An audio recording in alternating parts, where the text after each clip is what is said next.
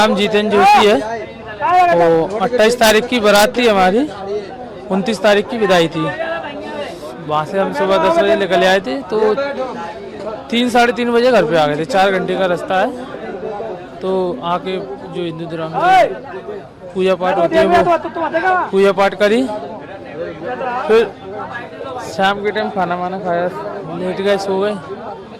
सुबह भाभी जगी हमारी बड़ी वाली, उन्होंने देखा बहू नहीं है, मेरे को बताया, फिर मैंने ढूंढवाया, नहीं मिली। फिर घर वालों को बताया, घर वालों ने ढूंढवाया, नहीं मिली। फिर स्कूल में गली में एक कैमरा लगा है, उसमें देखा तो उसमें 4:30 बजे के टाइम पे मतलब जाती हुई दिख रही है अकेली। तो 6 बजे के टाइम पर उसके जीजा का फ़ोन आया था हमारे पास कि नम्रता कहाँ है, लाओ बात करा हमारी, कहाँ बजा दी तुमने, ऐसा वैसा, मतलब फालतू बात कर रहे थे। फिर भैया ने उनके भैया को फ़ोन लगाया कि तुम्हारी लड़की जाने कहाँ चली गई। वो कह रहे तुमने भगा दी, अभ्याली आ रहे हैं, हम तुमको बताते हैं थाने में आके। तो मतलब 4 घंटे का रास्ता है, तो वो 1 घंटे में ग्वालियर आ गए लड़की को साथ में लेके। नहीं, जेवरात तो सारे पहले थे अंकल जी वो, फिर लेकिन सुबह थाने में आए थे ना, तब ले लिया हमने। हाँ, तब मतलब दे गई वो, बस भाला भाला पैर के चले। हाँ,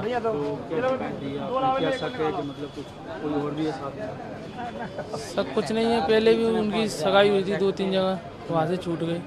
ये फ्रॉड काम है उनके साथ, लगता है ऐसा। मांग यही कि रहना नहीं चाहते उसके साथ। हाँ, क्योंकि आजकल केस बहुत चल रहे हैं, आप भी बताएं। तो क्या लगता है अभी किसी से और भी संबंध है, मतलब क्या जेवर लेके आ गई? नहीं, जेवर तो दे गए। जेवर आ गए? हाँ। अभी मिल गई है कि नहीं? अभी वो तो गई अपने भैया के साथ में, करके। हाँ, गए तो अपने घर वालों के साथ। कितनी उम्र होगी? 25-26 बता रहे हैं घर वाले उनको।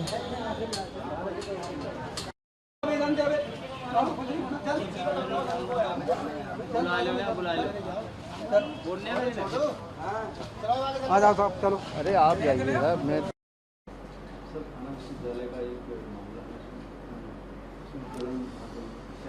देखिए, थाना विश्वविद्यालय में एक फरियादी जितेंद्र जी ने जो है आवेदन प्रस्तुत किया और उसमें उनके द्वारा बताया गया कि हाल ही में उनकी जो है शादी झुंडपुरा की रहने वाली एक नम्रता लड़की है, उसके साथ तय हुई थी और सिंधिया नगर में उनकी 28 तारीख को शादी हुई है। उसके बाद 29 तारीख को 29-30 की दरमियानी रात जो है उन्होंने जब कमरे पे चेक किया तो दुल्हन उसमें नहीं मिली और लगातार इस संबंध में उनकी लड़की वालों से बात चल रही है। उन्होंने आरोप लगाया है कि लड़की को जानबूझ करके जो है इन्होंने भगाया है।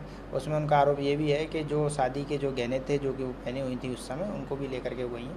अब इस संबंध में थाना विश्वविद्यालय द्वारा जो पीड़ित जो मायके वाला पक्ष है, जो लड़की पक्ष है, उसको बुला करके ही पूछताछ की जा रही है। जल्दी इसमें जांच में जो भी तथ्य सामने आएंगे उसके आधार पर थाना विश्वविद्यालय द्वारा अग्रिम वैधानिक कार्रवाई की जाएगी। अभी देखिए, इन्होंने अभी हाल ही में जो है आवेदन प्रस्तुत किया है, जिसके आधार पर अभी थाना विश्वविद्यालय इसमें जांच कर रही है। तो जो भी तथ्य आएंगे उसके आधार पर अगर वो वास्तव में उनकी गुमशुदगी हुई तो गुमशुदगी दर्ज करके इसमें थाना विश्वविद्यालय द्वारा अग्रिम कार्रवाई की जाएगी।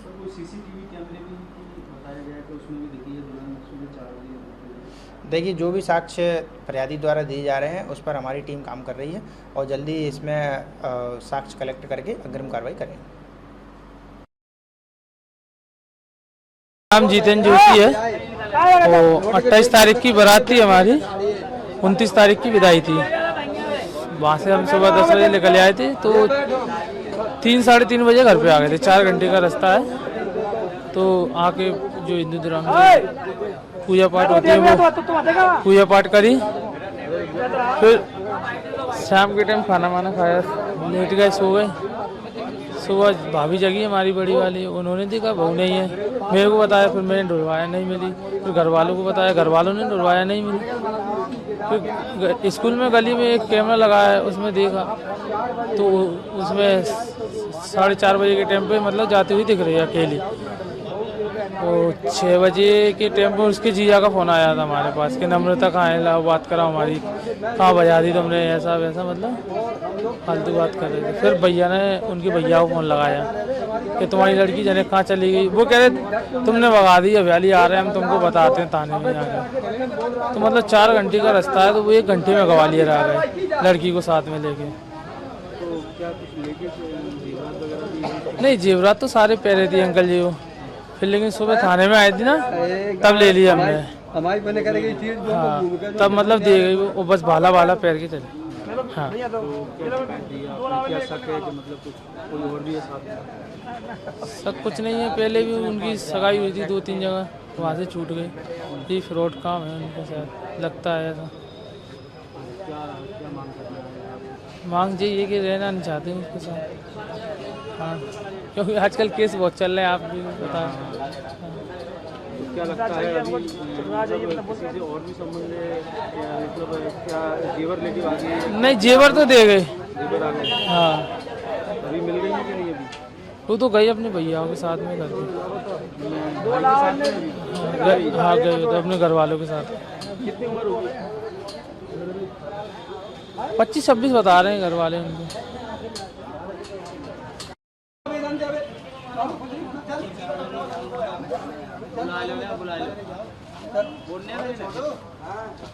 आ जाओ साहब, चलो। अरे आप जाइए साहब, मैं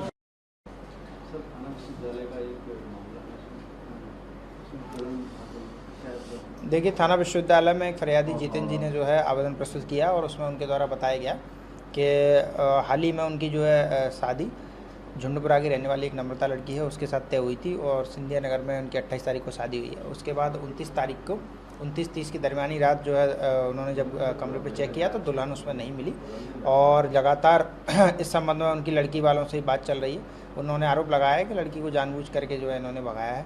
उसमें उनका आरोप ये भी है कि जो शादी के जो गहने थे जो कि वो पहनी हुई थी उस समय, उनको भी लेकर के गई हैं।